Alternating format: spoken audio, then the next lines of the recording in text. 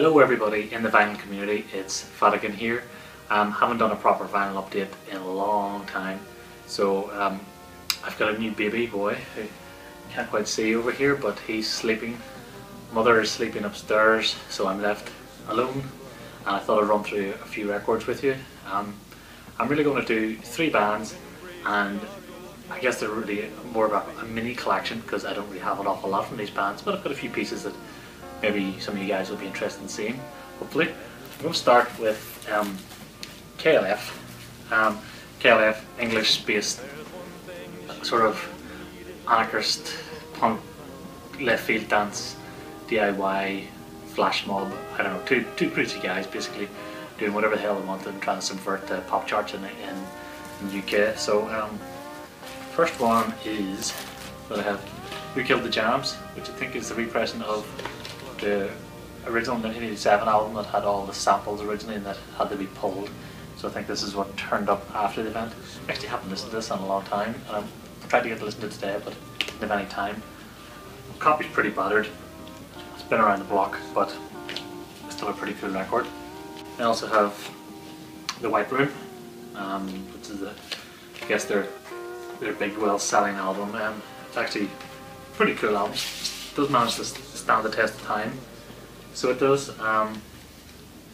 Somehow it's around what, 1987, 88, 89 all this stuff came out. So I really like this album. A couple of singles from that album: 3 AM Eternal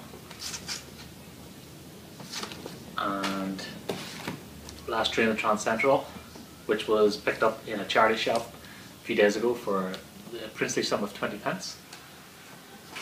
Also have Justified Agents of Moo Moo,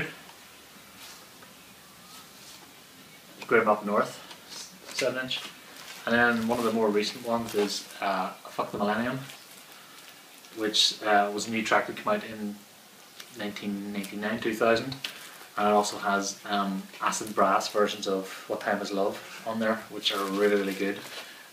So hopefully I'll cue up a bit of music now for that.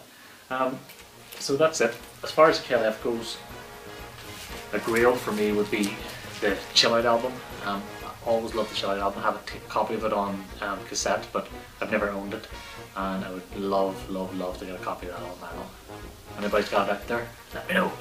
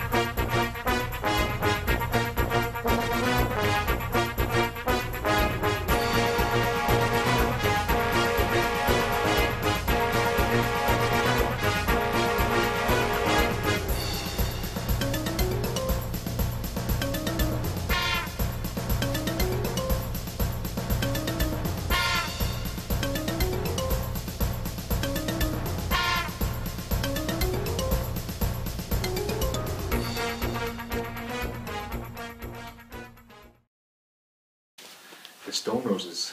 Everybody loves them. Some people don't. But they definitely have one good album in them. Their first album.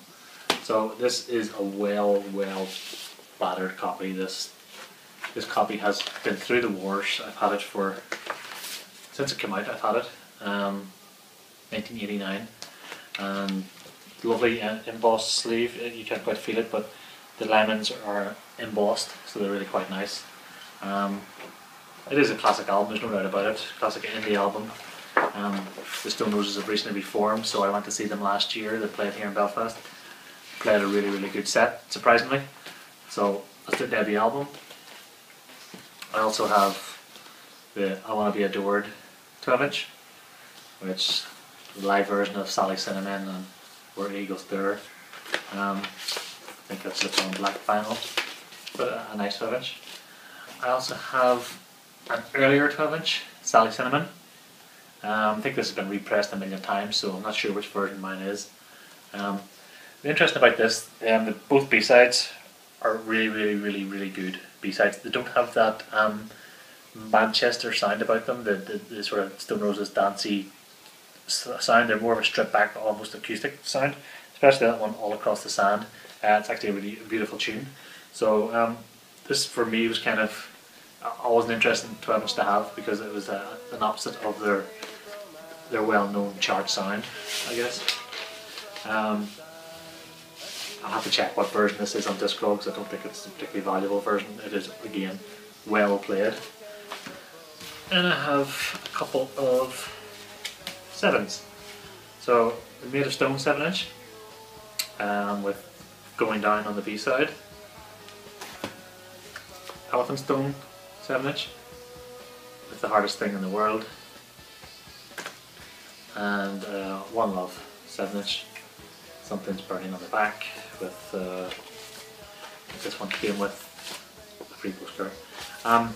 It's nice to see. I'm quite a fan of themes, you know, when bands have the same style of artwork. So this is all obviously the John Squire's artwork, and I really like the way that comes across a lot of the releases. Reminds me of the punk band Fucked Up seem to do that. They all seem to have the same style of layout of their sleeves. I'm really a big fan of that. So that's it for the Stone Roses. A small collection, but quite nice. And you know, a lot of people would say you don't need anything after this album anyway. Their second album wasn't quite so good.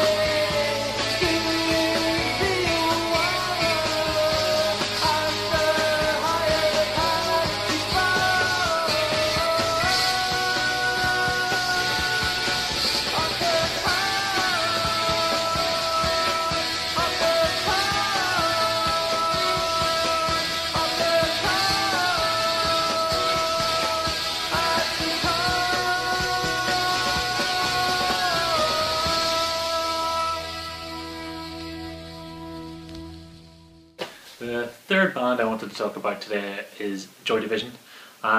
Sticking with the 3 British bands today.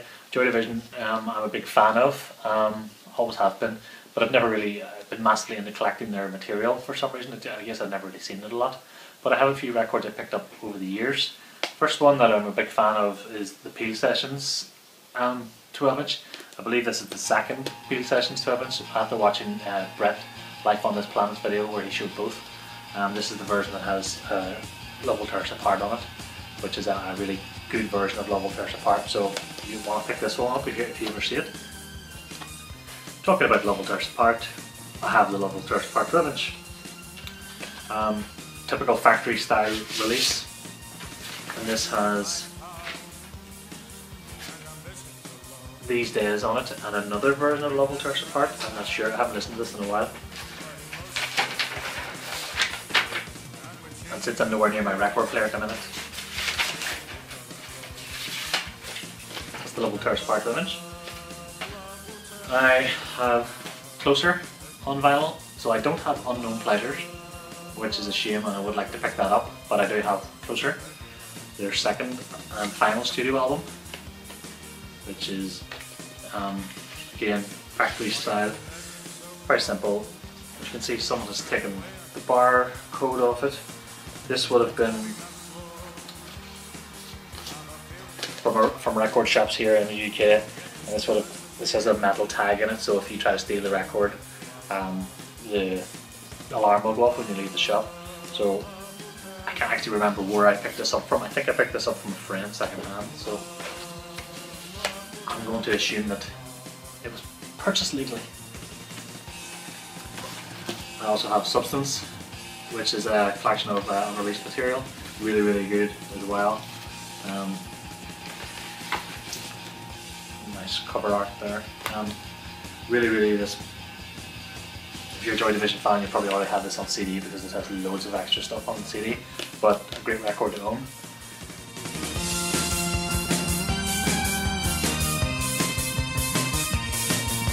Cry out in your sleep, all my feelings are small.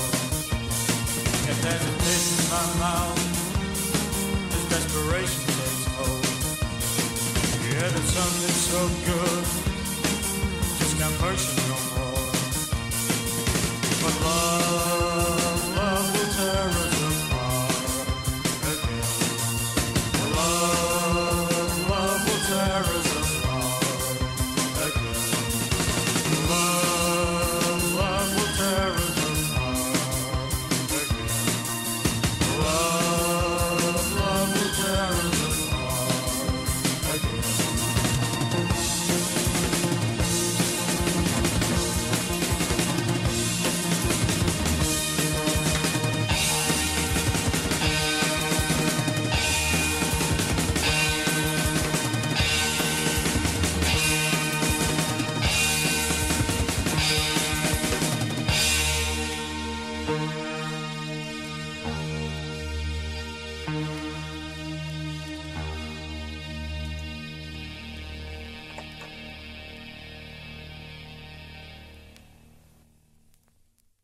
Then from there, I just wanted to show you a few things that I have. I don't have an awful lot of New Order.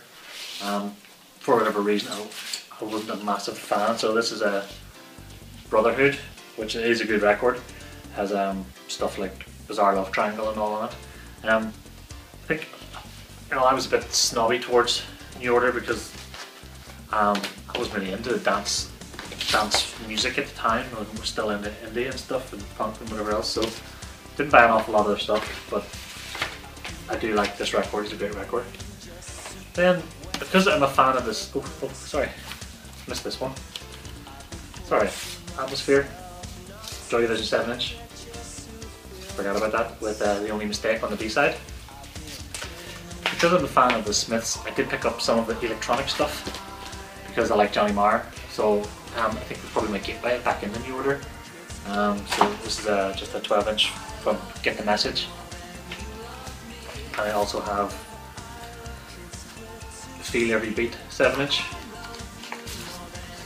which I don't actually remember what that track's like, and which is my favourite electronic track, Getting Away With It, which I think is a pretty cool wee song. Not really a Pet Shop Boys fan, but Neil Tennant's vocals on that song are really good. Nice 7-inch. So that's really it. 3 bands, 3 mini collections. I hope you enjoyed. Thanks.